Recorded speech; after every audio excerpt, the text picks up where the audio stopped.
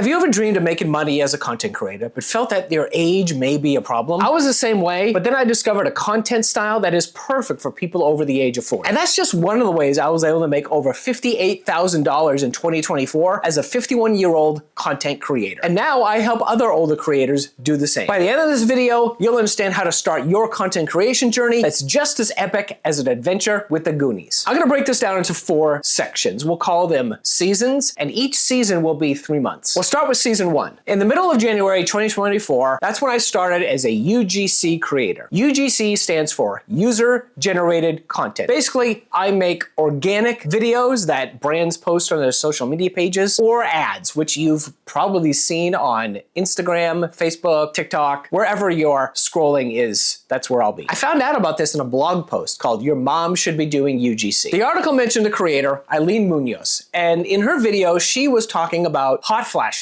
and getting her kids ready for college. What's incredible about Eileen is that she had no previous content creation experience, and she was getting $350 for one video. That got my attention. And if UGC sounds like something you'd be interested in, check out my Kickstarter guide for boomers and Gen Xers. The link is in the description below. I went into UGC with an advantage. I've been making videos as a corporate video producer for over 12 years. And when I found that article, I'd been unemployed for a year. I was an Uber driver. That was the only way I could make money. It was hurting my family. It was hurting our finances, and I was insanely depressed. So I needed to make UGC work. I took a few weeks to make my UGC example videos and create my online portfolio. At the time, I didn't know how to reach brands. I was not strategic. I really wasn't sure how to get paid for this, but I had seen that people were getting jobs through Twitter. So I made my Twitter profile, I posted my UGC examples, and I started following different creators and agencies and applying for jobs that were posted on Twitter. 2 days after starting posting my UGC examples, I got a deal for one video for $100, and I felt like a huge success. Then a day later, I got a 4-video deal for $1,200. That's when it felt real and genuine. I didn't have to speak to a hiring manager. This someone that I had never spoken with was gonna get me $1,200. That seemed insane. But that's how I knew I could do this, and things took off from there. I worked with 3 clients in January, 22 in February, and 13 in March. March seems to be the time when brands run out of money, so there wasn't a lot of work to be done, but I also took a week off with my kids to go to Disney World because being a creator gives you time flexibility. So my total in doing UGC from January to March was $9,837. And the lesson I took away from this month was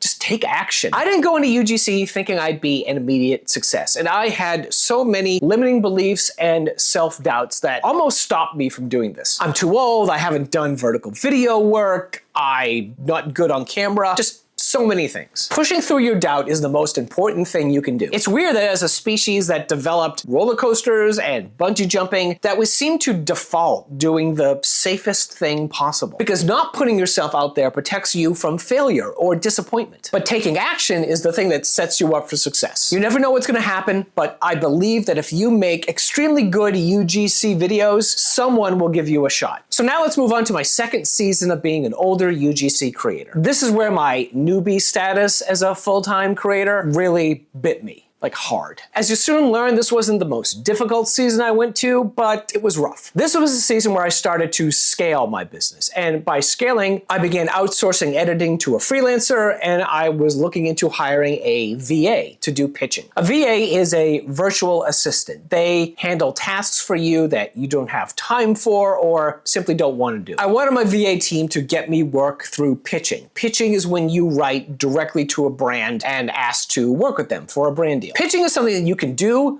but I felt that my time was better served writing and being on camera. Brands aren't hiring me because I'm a good editor. They're hiring me because I write good stuff and I look the part of somebody who's old. They hire you because you wear glasses and have wrinkly skin and you have gray hair. Yes, mine is brown. I did a hair coloring collab. But all of this scaling and getting more work brought up a lot of problems. The first one being I was taking practically every project that came my way, and projects are complicated. You can have ones where you need to film in your kitchen and then your bathroom and then in your car, in addition to filming all the talking head stuff. Sometimes I was doing 3 of those kinds of videos per day. And at the same time, I was doing personal branding. These were videos that I made where I talked about my process or I broke down a brand's strategy. You do these so other brands will see your experience and hire you. The problem was these videos were taking just as long, if not longer, to make than the UGC videos I was making. And I was not getting paid to make those personal branding videos. I also learned that I was leaving a lot of money on the table from brand deals. I wasn't asking for additional compensation for things like photos or extra hooks or B-roll. Lost so much money on raw footage. Like, I don't even want to know. I don't want to think. By the way, if you don't understand any of these terms, I explain them all in that guide I mentioned. Link in the description below. One of the great things about being a content creator is that you have time flexibility and you can work when and where you want. You don't have a bank of PTO to pull from. This allowed me to take 2 weeks off in June. I went home to Boston for a week, go Red Sox,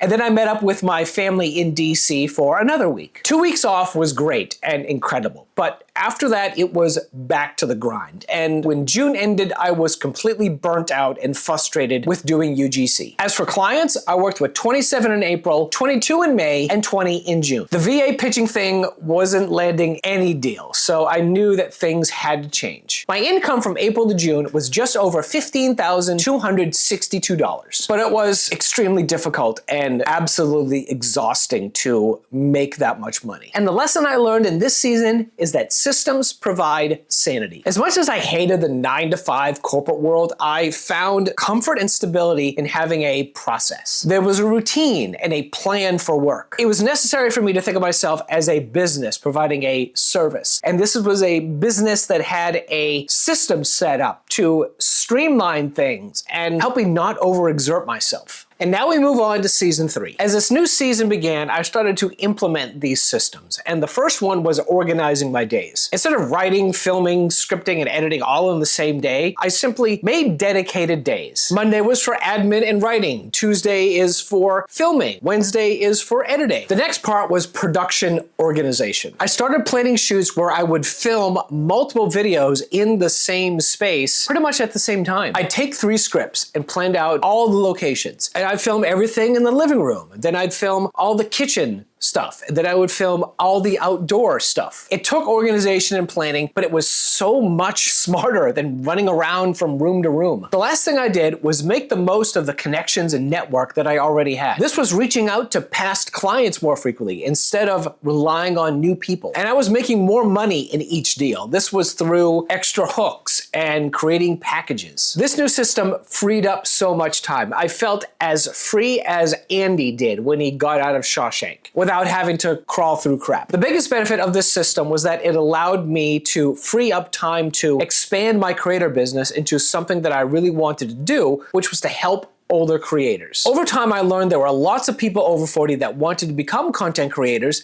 but they were having trouble overcoming obstacles and couldn't get over their limiting beliefs. These were things like, I'm not good on camera and everybody's gonna laugh at me, in addition to the technical and creative challenges. And seeing how other creators were offering coaching and consulting and courses, I started Creator Later. I started doing YouTube, I did TikTok Live, I was building my email list. I was really curious to see where my creator career could grow. As for revenue, I made over $20,000 in June, July, and August. I had 34 clients in July, 23 in August, and 17 in September. And the lesson that I learned is that it's only a matter of time. The key to being an amazing creator is managing your time. There's only so much of me to go around, and I needed to make the most of the time that I had available. By prioritizing the stuff that I liked doing or needed to do, and outsourcing the stuff that I didn't need to do or didn't enjoy doing, I was so much less stressed and enjoyed being a creator again. I made more time for myself, which is the goal. Nobody celebrates overworking or being burnt out. That's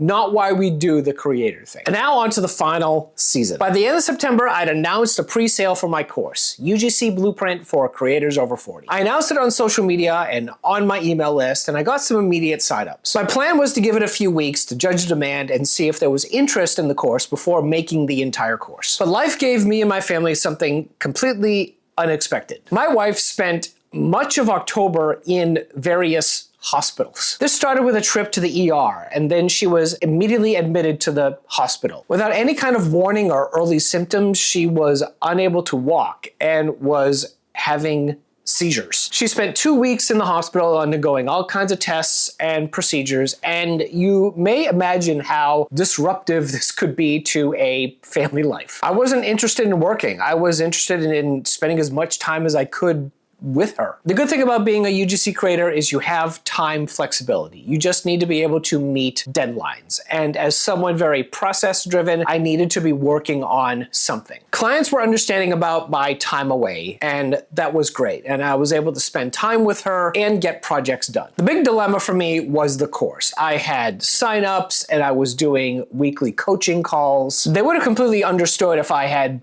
paused it. On the other hand, I had built up momentum and interest, and I couldn't see another time where I could start back up. That's the thing about building a course. There's no ideal time to do it. You just have to do it. There were times I was in my wife's hospital room writing lessons for the course. You could say that impending medical bills may have motivated me to complete it, but I also wanted to help those older creators who had pre-purchased and were hungry to be creators. But by November, my wife was back at home, and I continued to work and build the course, navigating around all of her needs. At the end of the year, I'd made $3,941.41 on my course. And my UGC work was half the amount of money that I'd made in the previous 3 months. As for clients, I had 13 in October, 8 in November, and 6 in December. But that brings me to my final lesson, and it's the one that I emphasize the most here on my channel, is put people over profits. I'm not trying to run a multi-million-dollar business. I'm trying to build one that provides enough for me to be able to have the time flexibility, to be with my family, pay the bills, and just enjoy the life of being a creator. And if you want to have the same lifestyle, then check out this video about how to be an over 40 content creator.